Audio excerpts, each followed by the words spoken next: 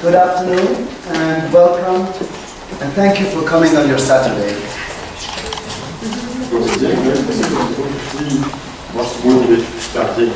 I feel honored that you actually come and give me such reception, so we can have a nice and fruitful and hopefully interesting discussion. I would like to special thank to my friend and colleague Vasily and Alia for arranging this. Thank you very much. So, вам как слышно? Слышно. Да, вот так, ближе еще вопрос микрофон. Да. Коллеги, все занятия будут сниматься на видео.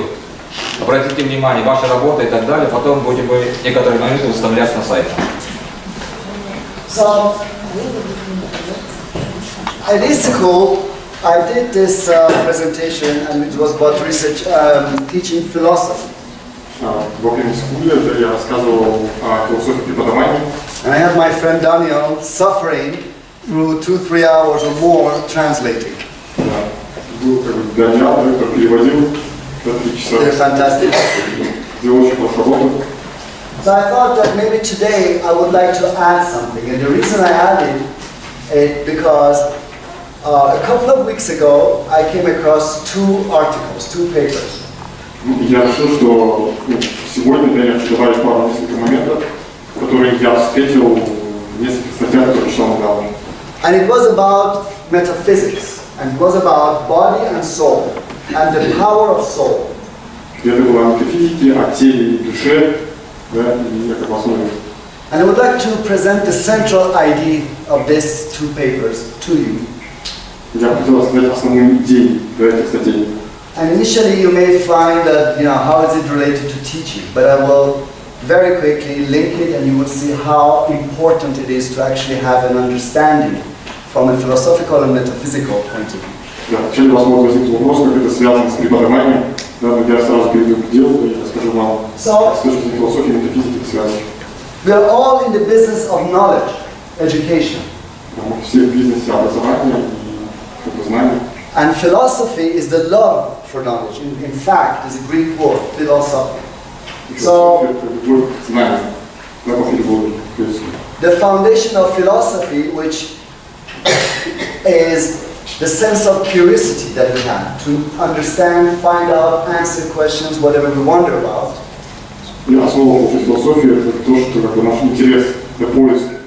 Is actually metaphysics. Which has to do with the hidden knowledge. So, Avicenna, who was a genius living during the 11th, 12th century, he did a lot of work on metaphysics. Following the same tradition of Plato, Aristotle, and later on Al-Farabi. Продолжая традиции Аристотеля, Платона и позже Аль-Фараби. And he said that the soul exists even if there is no body. И он говорил, что душа существует даже если нет тела. And that it is independent. And it comes from a source. И она независимо приходит из какого-то ресурса. Which is called wajibul wujud. It's actually a Persian word. Это называется wajibul wujud, что является персидским словом.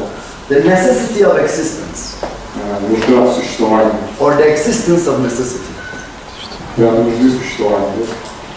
And he said the soul becomes individualized, meaning it gets its own character, its own purpose, when it comes in contact with the body at birth. Да, получается, душа, соединяясь с телом, получает смысл существования. And in fact, it lives its own life, and it can affect the physical realm, including one's body and other bodies, depending on the level of knowledge. Да, она существует независимо, но влияет на материальное. And it pursues happiness. But not the kind of happiness that we think. According to Avicenna and according to Aristotle, And the tradition of early academy in Greece, which is basically based on ideas or thoughts of Socrates, Plato, and Aristotle. По мысли, получается, Аристотеля, Сократа и Авиценны, да? Happiness is defined by knowledge, supreme knowledge. Because that supreme knowledge gives us unlimited power and freedom and unites us with the original source.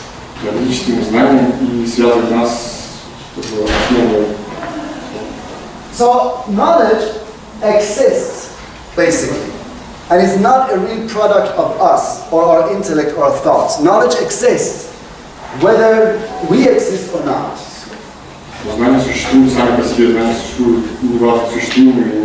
It's in the celestial sphere or universe or existence or eternity. Excuse me. And that's why it's atemporal, meaning it's not limited to time. It's eternal. That's knowledge. And this knowledge is manifested in something that is called intelligibles.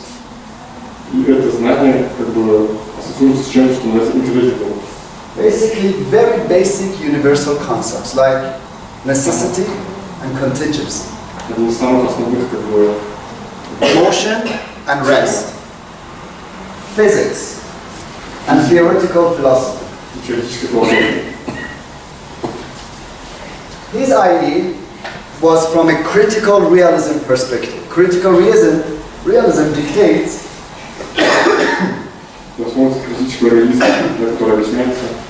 that reality exists whether or not we are aware of it. This is contrary to constructionism, which says that reality is a construct of our thought, thinking, and conceptualization.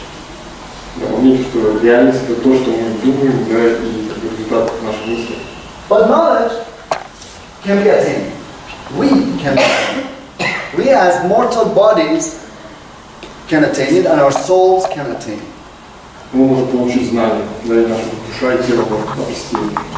And it's attained through the rational soul. The rational soul is basically synonymous with our intellect.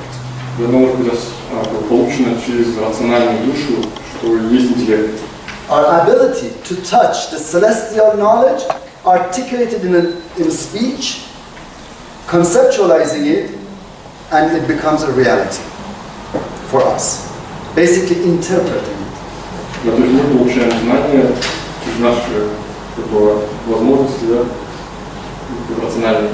And so he came to the middle term.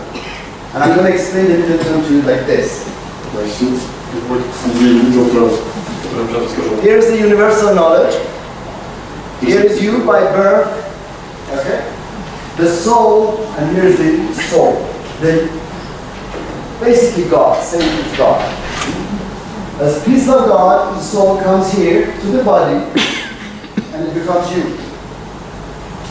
In order your intellect, your soul and intellect, to conceptualize knowledge, it must tap into this intelligibles.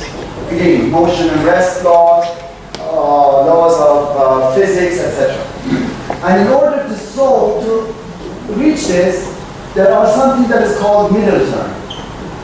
Hovering, and you have to hit that.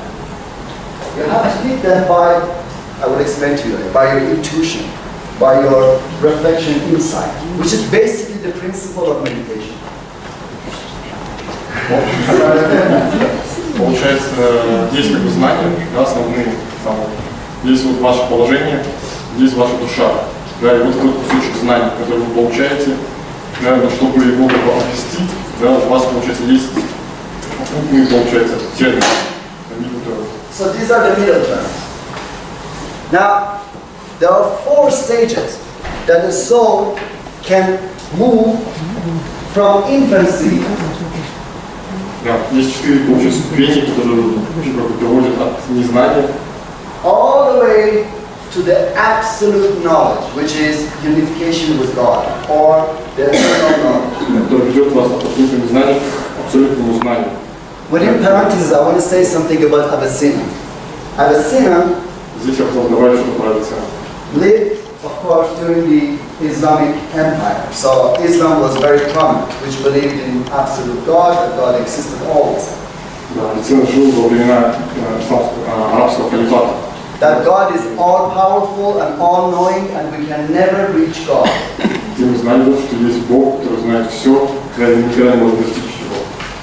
But no, he says we can actually reach God. And within the frame of philosophical discourse in Islamic school,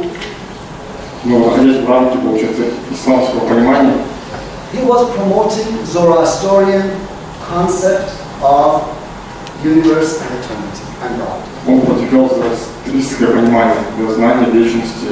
disguise. So there are four. The first one is called the material intellect. In Persian it's AlmaU. And it's when an infant starts to notice that there is cold, there is heat, there is pain, there is hunger. Very, very, very basic knowledge that his or her soul is living. This is the absolute first stage. То есть человек обретает знания, когда он проходит через первую ступень, которая подразумевается в тепле, холоде, горячем, и так далее. The second is dispositional intellect. Now we talk about intellect, where contrast comes in. So an individual learns. Диспозиционное знание получается во втором, этот ребенок получает первые знания, да, то есть у него все имеет контраст, хорошее, плохое, да, и все концепты основываются на этом. To set value and to set weight on different phenomena in life. Good, evil, love, pain, etc. etc. Ты начинаешь ставить, да, оценки, да, что хорошо, плохо, тяжело, легко. The third one is actual intellect. This is the time a soul starts to understand that there are knowledge and there are wisdom out there that one can reach. И третий ступень получается актуальный интеллект, где какой-то интеллект, то есть человек понимает, что он может что-то получить, достичь чего-то. And has found and has achieved some of those knowledges. Достигает каких-то знаний. And by the way, these concepts in our modern time were very much discussed by Carlos Castaneda. Anybody heard about Carlos Castaneda? И в современном мире, да, эти термины, эти понятия были рассмотрены Карлосом Кастанедой. These are ancient concepts of metaphysics that in modern time, today the verse of modern time was again discussed. And science now is actually proving it. I mean, during the 60s and 70s, Carlos Castaneda was laughed at. Это древние термины, которые по-прежнему имеют свою цену, и до сих пор обсуждаются. Когда Карлос Кастанеда впервые рассматривал в 60-х, 70-х, все смеялись над этим. Today, researchers within quantum physics and physics are actually proven that there is something called string theory, that the entire universe is consists of small strings that vibrate of energy. И сегодня физика доказывает, что есть определенные частицы, которые вибрируют, да, и доказывают существование. And there are up to 11 different dimensions. So, what the metaphysicians before were talking about, physics now is coming close to.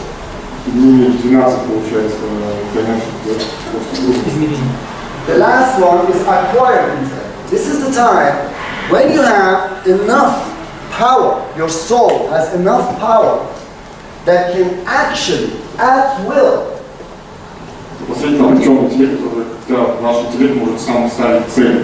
identify these little terms, call upon them, and use them.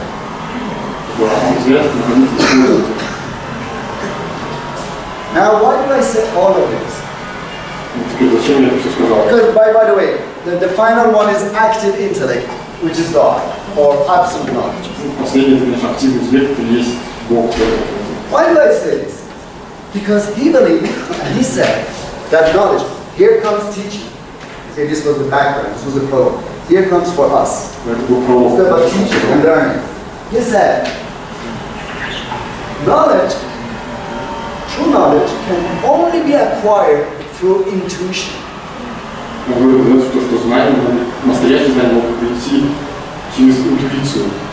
And intuition is strengthened through imagining, conceptualizing it, through meditation. Different types of setup techniques of meditation. Интуиция развивается через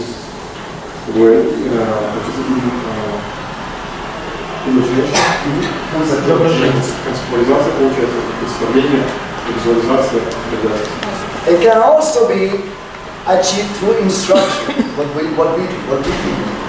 Мы можем еще и обрести его через, получается, обучение. But then he realized, wait a second, instruction, it must have started somewhere. So the first person who actually was instructing it, he must have got it from somewhere. So he went back to saying, it's not actually instruction, it's reflection, which goes back to intuition. Reflection and intuition. Можно сказать, что знания, которые мы передаем, когда мы инструктируем, получается, вы должны представить себе, что эти знания, которые мы передаем, они были как бы сверху. И это должно быть через рефлективное повторение, которое основывается на интуиции. So reflection and thinking based on abstraction, making an abstract of what we feel. Лекции и повторение дают, получается, основу того, что мы думаем. Will lead to the active intellect, which is true knowledge. Это ведет к активному интеллекту, что есть настоящее знание. If you are here and you're going to teach a bunch of kids, or in the MBA department, in my case, professionals, we must know what knowledge is and where it comes from and what is the essence of it. And that's why I gave you this little prologue. Если мы будем обучать маленьких детей, или в моем случае как бы профессионалов в области управления, нужно прийти к тому, что нужно знать основы, чего приходит знание. It means we can't teach anything. Nobody can teach anything into anybody. Это значит, что никто не может учить ничего никого. And that's why we're going to look at different types of research philosophy. Поэтому нужно рассматривать разные виды философии преподавания. This is what you had in your slides. I'm going to start here. Это то, что вы получили в своих слайдах, да, и начинаем. Having said this, overarching ideas of what knowledge, what teaching, learning, and understanding about the world. Having said that, now I want to go and look at what we have today in our world. So I would like to look at our educational system, which, well, is not really I mean, it's not coming from Kazakhstan, it's more Anglo-American or Western thinking about education. Когда мы прошли через основу, да, я уже сказал, введение, теперь мы будем рассматривать знания, которые мы передаем, наши знания, которые мы передаем. Тем не менее, это совсем наше, мы с Казахстана пришло с англо-американской системы образования. So, why are we here today? It's because the world has changed, the industry has changed. The industry has changed tremendously. Почему мы здесь, да, мир изменился, индустрия, рынок изменился тоже. There is the use of technology in teaching and learning. There is competition that is far more stiff than ever before. Сегодня есть как бы технологии, мир изменился, индустрия изменилась, получается, есть технологии, есть очень большая конкуренция. Можно вас попросить микрофон подключить? Не слышно. And by the way, please do interrupt me, ask questions, comment, challenge, disagree, anytime you want. Я хотел давать, потому что перебивайте на любое время, вы спрашиваете, не соглашайтесь со мной. And in fact, there's something called YouTube University. I mean, nowadays people can get knowledge about how to do a business, write a business plan, carpentry, cooking, whatever they want, watching a couple of videos. And they don't need to pay tuition fee. Сегодня есть такое понятие, как университет YouTube, где вы можете научиться, как делать творчество и так далее. And the expectations of the students have changed. They don't see themselves. Sorry. They don't see themselves as those, you know, in my time when I was a student, my teacher was a god. And I wouldn't dare to say anything. Today, they see themselves as clients. They are paying clients. They want something in return. Да, в мое время я считал преподавателя как богом. Но сегодня получается так, что студенты воспринимаются как клиенты. Slides they can read themselves, videos they can find themselves on YouTube, books they can read themselves. Слайды, которые могут получить в интернете, да, видео, которые могут получить в интернете. So that's why we have this session. We have this session to understand how we can improve and which direction we can go in order to bring something to the students that they cannot get on YouTube or anywhere else. That's our role. Поэтому наша цель получается понять, сделать так и дать студентам что-то, что они не могут получить из интернета, раскачать его. So I'm going to show you a little video. So to make my point, this is from a movie, a Hollywood movie with Matt Damon. It's called Good Will Hunting, and today I managed to find it in Russian for it. Сегодня я вам покажу видео, которое расскажет. Я просто надеялся, что ты сможешь объяснить мне внутренний взгляд на развитие экономического рынка в южных колониях. Я считаю, основной целью войны между Англией и Америкой был захват южных колоний, которые в то время были аграрно-докапиталистическими. Верно, друг мой. Послушай, ну, конечно же, это твое мнение. Ведь ты первокурсник, только закончил изучение марксистской теории. Возможно, и ты, Гаррисона, твое мнение изменится после Джеймса Лемона. Ты будешь говорить, как экономика Вирджинии и Пенсильвании основывалась на федерализации 1740-х. Это продлится до следующего года. Потом будешь повторять Гордона Вуда. Он говорил о предреволюционной утопии и капиталоформирующих эффектах военной мобилизации. Потому что Вуд недооценивал социальные столкновения. Потому что Вуд недооценивал социальные столкновения, основанные на унаследованном богатстве. Это ты взял у Викерса, работа в Вестсити, страница 98, верно? Я это тоже читал, и ты собираешься повторять за ним все его высказывания? А у тебя есть собственные мысли? Или это твой способ поведения? Приходишь в бар, выдаешь чужие мысли за свои, чтобы произвести впечатление на девчонок и унизить моего друга? Самое грустное, что через 50 лет ты начнешь думать сам. So people can get all this information about history, about physics, about chemistry, whatever they want. I'm most free to, but actually free today. If you watch the whole movie, at the end, it shows that the thing was not about the education and about the hard knowledge. Because later on, this guy went to a psychologist. В этом фильме вы видите, что получается, в этом фильме вы видите, что это было не совсем о знании, да, вы видите, что он в конце пошел к психиатру.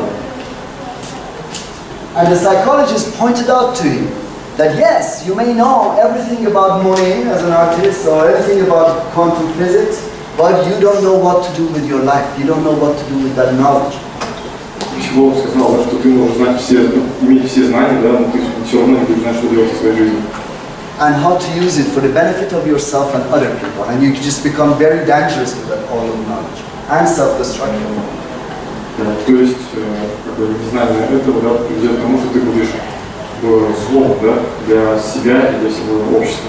So the point that I'm making that, we are not just here to transmit a number of different theories, but instill values, but really teach something to our youngsters. То есть я хочу сказать, что мы здесь не для того, чтобы передать какую-то информацию, да, и показать, как нужно жить. So, the other picture in our today's educational industry and educational landscape is that companies are also have different expectations. Другое, получается, представление нашей среды, потому что и компании имеют другое представление, другие ожидания. More than ever before, we are graduating students with masters, bachelors, PhDs. But funny enough, companies cannot find the right candidate, suitable candidate. Сегодня в наше время мы выпускаем очень много магистров, бакалавров, докторов, но все равно компании не могут найти себе хороших студентов. So a few years ago, I was doing training for the executives of Stanley Black & Decker in China.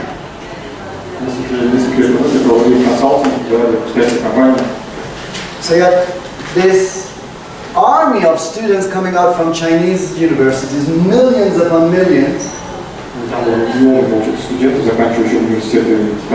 And Stanley Black & Decker had to actually have their own training center, school center.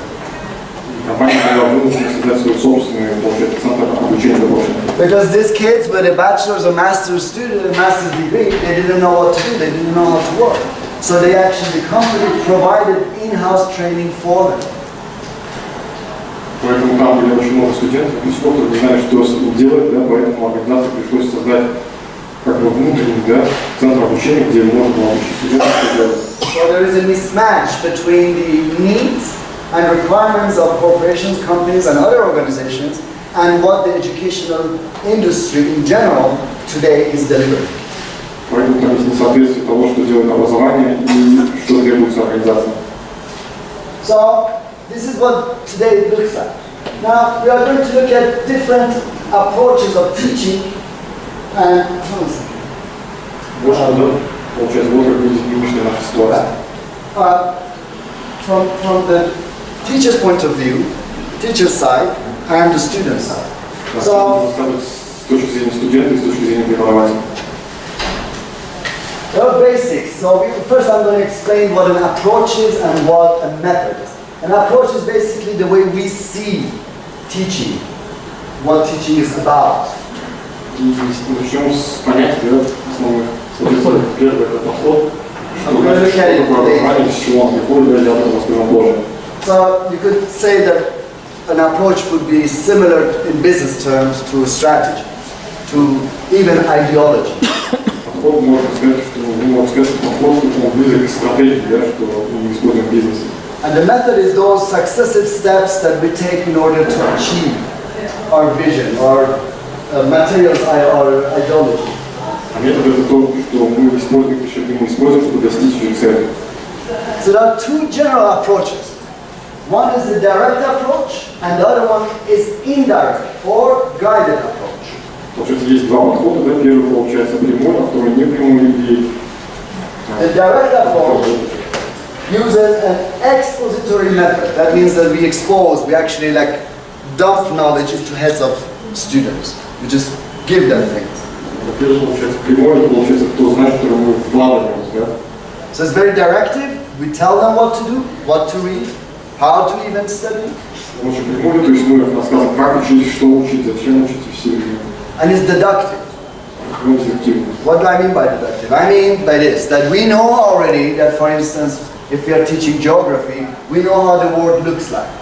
We know different regions, etc., etc. And then we try to narrow down from the globe to region, to country, to small town, to identify a port in that town, for instance. This is deductive. So we start from there to come to what we really want to tell. Что подразумевает под дедуктивным методом? Например, география, за что мы знаем, как весь мир, мы начинаем с большого к маленькому. So basically demonstrate things. We're just showing them. То есть мы просто их показываем, да? The other one is exploratory method, which is very indirect guided. Экспозитивный, то есть не прямой. And it's inductive. Индуктивный. We don't have all the answers now. Okay? We try to explore together with the student to come to a result, an answer. Сегодня у нас есть как бы знания, да, и мы как бы используем, чтобы показать студентам, привести к этим знаниям вместе с ними, отойти к этим. It's very much reflective, so that's why different teaching methods such as debates are used, such as role plays are used. Например, как получается, мы с ними проводим дискуссии, да, и ролевые игры. And it's based on constructionism. We create our realities, and that's particularly in social sciences. И у нас много конструктивизма, конструкционизма, да, то есть мы создаем наш мир, который мы видим. When we teach political science, when we teach business, when we teach philosophy, etc., etc. Который очень близок к социальным наукам, таким как бизнес, политика, да, экология. And it has its focal point and problem solving. That's why it's also very much inductive and explorative. То есть в него включается решение проблем, да. So again, use of laboratory, very much interactive teaching methods are used. То есть такие как используют такие методы, как интерактивные методы, как лабораторные. So when do we use these two different approaches? We use the direct one when it's content oriented. We just want them to have the very, very basic ideas. Когда мы используем этот метод, используем это, он основан, ориентирован на контент, на содержание. We want them to understand, for instance, the generally accepted accounting practices, GAAP. Мы хотим объяснить как бы общепринятые понятия, общепринятые правила. We want them to understand, for instance, how to, I don't know, solve a mathematical problem. Например, Step by step. как решать математическую задачу, да, пошагово. There is no discussion in it. There are facts that have been accepted, generally accepted, and everybody knows, and no, there is no debate about it. То есть там нет дискуссий, да, нет никаких дебатов, мы знаем все, что видим. Not at least at the level of bachelor's degree or master's degree. If there's a debate, for instance, about a physics theory, that would be for scholars and researchers at a totally different level, and they discuss it in a different way. Реально дебатов нет на уровне бакалавров и магистров, да, возможно, они есть, да, уже на уровне ученых. And so, because these concepts are generally accepted, the information is available. Everybody can find books about calculus. Everybody can find books about principles of physics, or chemistry, or principles of accounting. Как эти темы общеприняты, да, и эту информацию можно получить из очень доступных источников. The other one is guided instruction, which is exploratory. And we use it when it's experience-oriented teaching. Второй, получается, непрямой, то есть приведенный. Это мы используем для вести. When it's about developing and formulating a concept, principle, attitude. Который смотрится на развитие, да, то есть на поведение. We don't have answers. It's debatable. It's relative. То есть когда у вас нету точных ответов, когда это примерно, да? There is no right or wrong in that sense. So this is when you teach, for instance, business ethics. Там нету правильного и неправильного, да, например, когда Or you teach philosophy. этику бизнеса и философию. And it's also so that the information is not available because it's not set. And I give you an example. То есть в этих условиях получается, что нет конкретного ответа и информацию нельзя получить из очень особенных источников. When I was writing my PhD, I used something called phenomenology as my research design, within the philosophical method as my research method. Я приведу пример, да, то есть, что когда я писал свою диссертацию, я использовал метод феноменологии. And I was going insane because no matter in which database I was looking or any scholar I talked to, То есть я сходил с ума, да, я не смотрел какой источник, но все равно я не находил конкретного ответа. I couldn't find anything about phenomenology. Все равно не мог найти определенного ответа о феноменологии. Until I found one guy who had written one paper about phenomenology, of how to do phenomenological study. I mean, there is books about phenomenology, but how to conduct phenomenological study. One guy had written one paper. Пока не нашел одну статью, где написано одним человеком, который показал ступень, да, как делать это. And do you know what the paper was about? He was justifying that nobody should write anything about how to do phenomenological study because it's counterintuitive. Because phenomenology should be absolutely exploratory. То есть эта книга объясняла, что никому не надо делать феноменологию, да, потому что феноменология, она как бы исследовательская, да, где вы должны найти что-то. This is something that, information is not available. And this kind of debate, this kind of discourse is very much exploratory. Информация, которую вы нигде не сможете найти, она основана на практике, на исследовании, экспериментах. Now these two categories is very traditional way of dividing our teaching method or teaching approach. Эти категории, они очень общие, да, и таким образом делим. This is what exists today, or we believe exists today. Оно существует сегодня, и мы верим, что существует сегодня. I don't agree with that. Я не согласен с этим. I believe that exploratory and guided instruction could be applied to any teaching. In fact, it should be applied. Я думаю, что эти два метода могут быть использованы везде. Да, они должны быть использованы, да? The most exciting lectures and teachers, they play the devil's advocate. Да, но самый лучший, получается, преподаватель использует себя как адвокат дьявола. And entice the curiosity of the learners, of the students. Использует, получается, интерес, да, любопытство обучающихся. So you can think about this expository and exploratory like research methods. For you of you guys who've done PhDs, there is exploratory research, there is descriptive research, and there is of course exploratory. It's kind of similar in those terms. It's just an example. So going back to direct expository, which is deductive, It's basically is a teach that is aimed at helping students to get the basic skills, as I mentioned. Есть такой прямой подход, который я сказал, что дидактивный метод, он основан на общих, на процедурных, Very much step by step. It's procedural, means that it's a process that we're actually teaching them. Like first 2 + 2 is 4, and then 4 × 4 is 16. Very much step by step. То есть процедурные знания основываются на пошаговом обучении, то есть прямо обучаем 1 + 1 сколько. Teach them how to do these steps.